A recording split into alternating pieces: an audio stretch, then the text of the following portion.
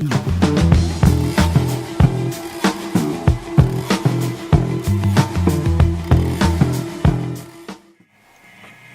hello wargaming fans, people getting into Warmachine, this sort of thing. This is an introduction to the Cygnar Battlebox, the box set that you can get that contains a Lancer, the Charger, the Ironclad, and your first Warcaster, of course, Commander Coleman Stryker.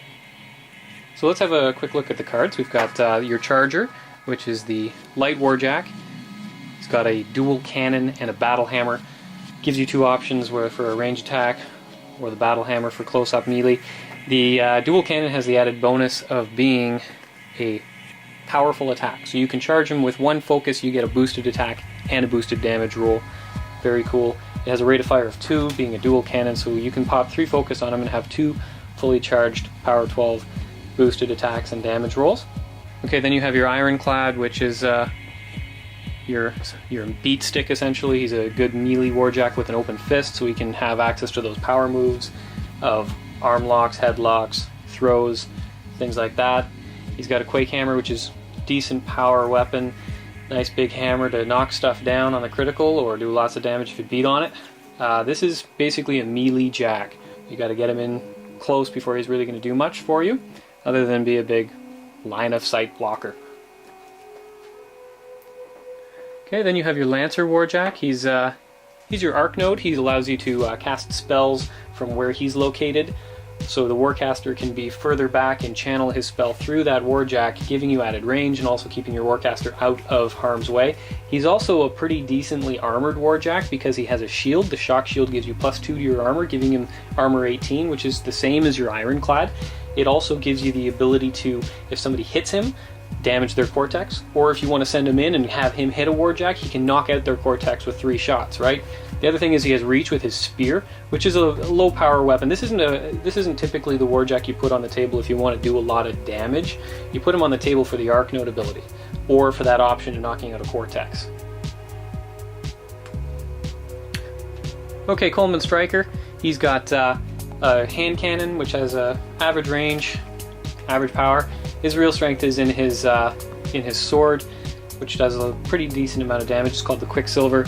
He's got a reasonable amount of damage boxes. He's hard to hit at def 16, and you can also, using his spells like Blur, you can get him up to defense 19, making him nigh unhittable. And on his feet turn, of course, he can pop 5 armor onto everybody in his control range. It's an aura effect, so if somebody knocks something out of your control range, they lose that bonus. But he's got 6 focus, and he's got a reasonable spell list. He's what they call, like, basically totally generic abilities. He doesn't excel at any one thing, but he is pretty nasty and he will win games if you play him for what he is. It takes some practice to get to learn, just like any other Warcaster in the game, but he's a great starter because he's well balanced for any situation. So you've gotten to look at some of the cards, you've heard a little bit about what each Warjack is. I guess you're asking yourself then, how do I use this guy? I'm new to Warmachine, I've just got this box set. What is Cygnar good for? How do I use this box set to their fullest ability? So let's have a look at what they can do. Okay, so typically in Battlebox games, a great deal of the game will hinge on gaining access to either the charge or gaining access to the Warcaster. There's few models in a Battlebox game, so if you can take out one model, and you know without a doubt you can eliminate that model from the game, you're going to be taking a great deal out of your opponent's army. And larger point games, one model doesn't mean as much. Smaller games, knocking them out of the way, out of line of sight, or gaining access to their Warcaster is huge, especially for Cygnar, since Cygnar has some of the best ranged options in the game. And you have a very good one on the table in your Battlebox in the Charger. You've got 2 boosted power 12 shots. He's got a decent range at power 12, and thanks to Coleman Stryker, you can bump him up to a range of 16 inches, which is huge. You should not be losing the charge on this Charger here. You should be getting shots in before anybody gets near him. Another great aspect of this battle group is using your arc node here. You can gain access to the Warcaster by using an Earthquake spell. This has an AoE of 4 inches. Sometimes it's worth running the Lancer in close enough that you know it's not going to deviate more than half the distance between the Lancer and the target. So if it has an area of effect of 4 inches and you're 6 inches away, you're not going to miss what you're aiming at. You can't possibly do that. So sometimes you can run the Lancer in, regardless of whether he's going to get knocked down or not. That Earthquake spell is going to take whatever's in the way out by knocking them down, and your Charger now is going to have a great line of sight on the Warcaster. Another knockdown effect in this battle group comes from your Ironclad.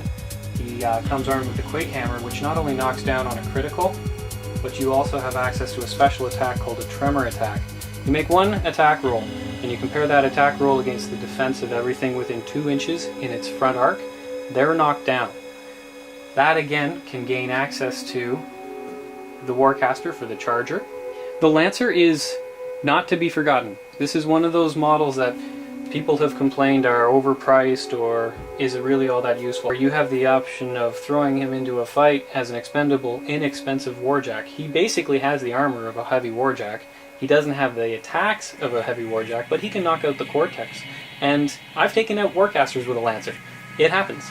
If you can gain access, he's got reach, he's a medium-sized Warjack, so he can slam, he can headbutt, which again is going to move models around out of control ranges or knocking them down, clearing line of sight.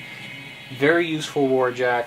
Don't underestimate your Lancer, and don't worry about sacrificing him if it means the game, because he really can take a lot of beating. So there's an introduction to your Battlebox Cygnar Battle Group. They are a useful bunch. They have the real strength is in their ability to open up charge lanes or line of sight for ranged attacks using the Earthquake spells, the Tremor attacks. All with the Warjacks, you got to remember, medium-sized Warjacks are still Warjacks. They still have access to power attacks to knock things down and be a real pain in the butt. They may not pack the biggest melee punch in the game, but they can still headbutt and slam. And remember, your Ironclad can use that open fist to throw things, lock weapon systems. Some people even pick up their Warcaster and throw them in for an assassination run. Be creative and try and think out of the box, even though you're using the Battlebox.